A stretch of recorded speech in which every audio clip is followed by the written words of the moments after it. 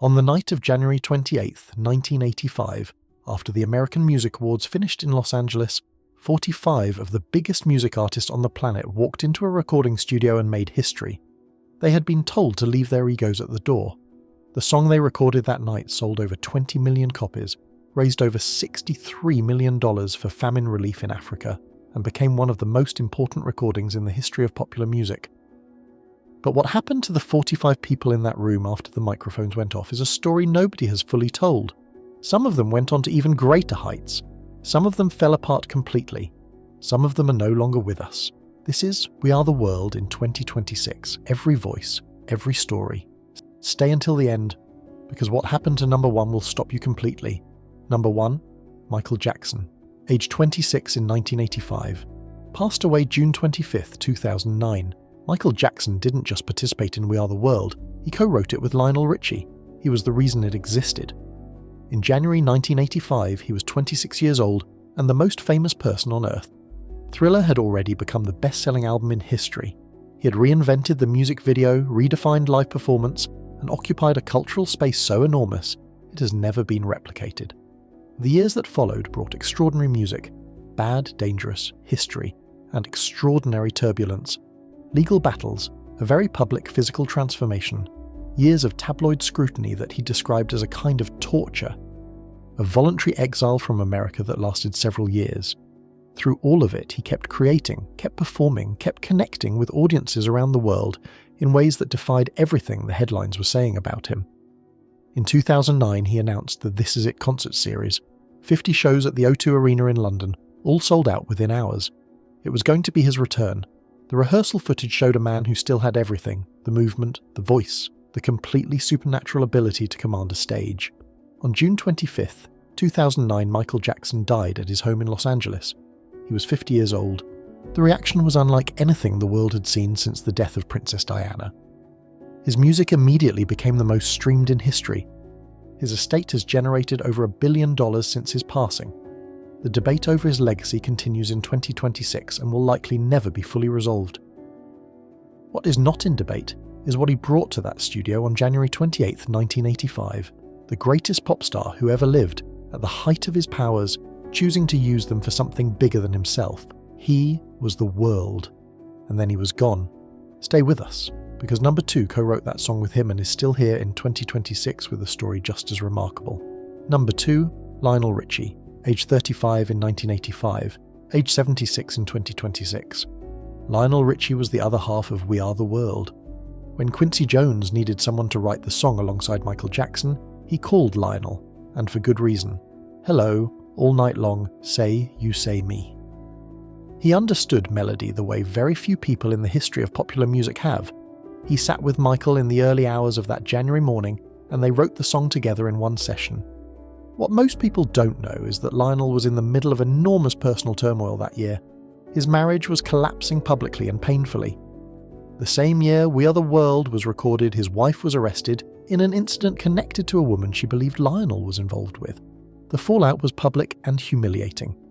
After the commercial heights of the mid-80s, Lionel's career went through a significant quiet period in the 90s.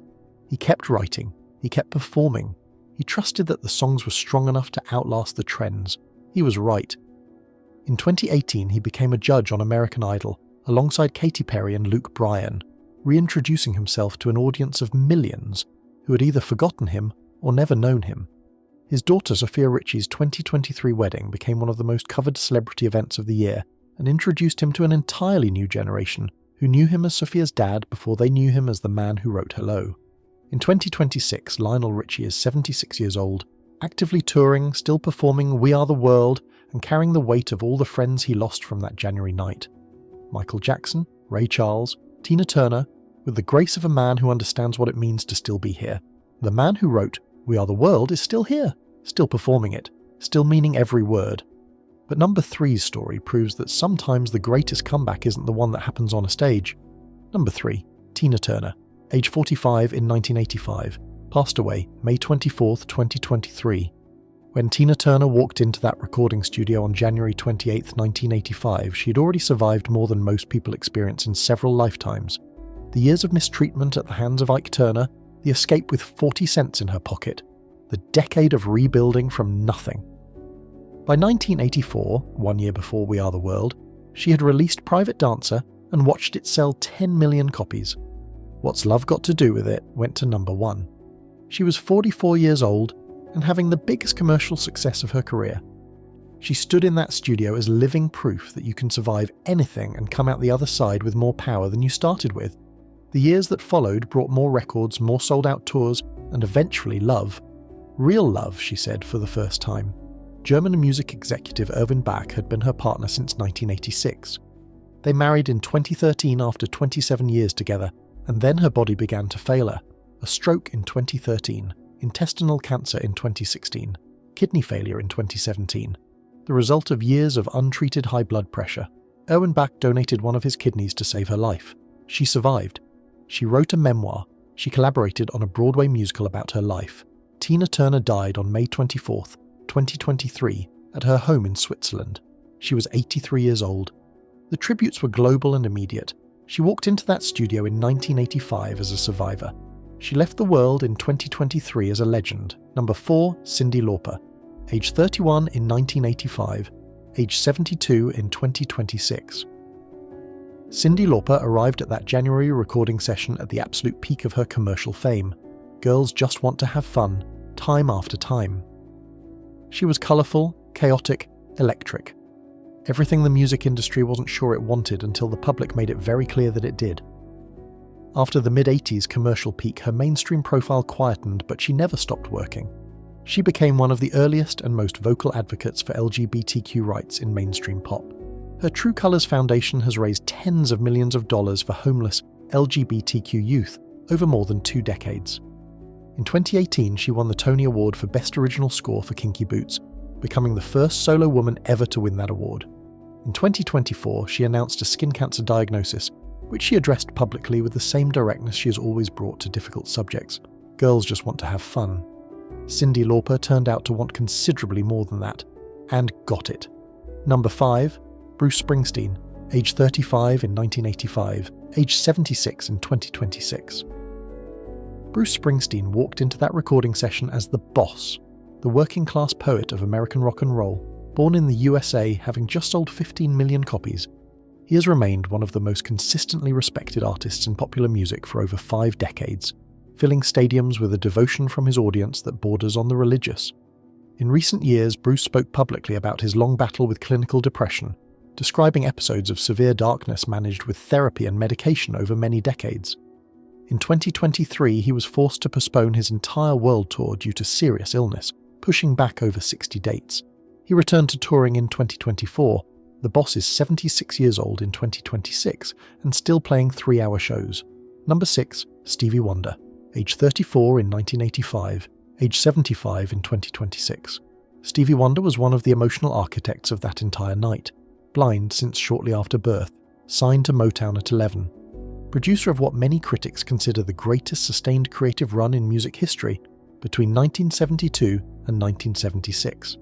In 2023, he revealed he had undergone a kidney transplant, a family member donating to save his life. In 2026, Stevie Wonder is 75 years old and speaking about plans for new music. The creative appetite has never left him. And now, the voices you might not remember as clearly, but whose stories are just as real. Kenny Rogers was 46 in that studio. The Gambler, Islands in the Stream, one of the best-selling country artists of all time. He passed away on March 20th, 2020 at 81 from natural causes, his death coming in the first chaotic days of the COVID lockdowns and somewhat overshadowed by the noise of that moment. He deserved better than that. Ray Charles was 54 in that studio. Already a legend so complete his place in history was never in question. He passed away on June 10th, 2004 at 73. The biopic Ray released the same year introduced him to a generation who hadn't been born when he was at his peak. Willie Nelson was 51 in that studio and is one of the most extraordinary survival stories in all of American music. The IRS seized almost everything he owned in 1990 over a $16 million tax debt. He kept recording. He kept touring. He released a new album in 2023.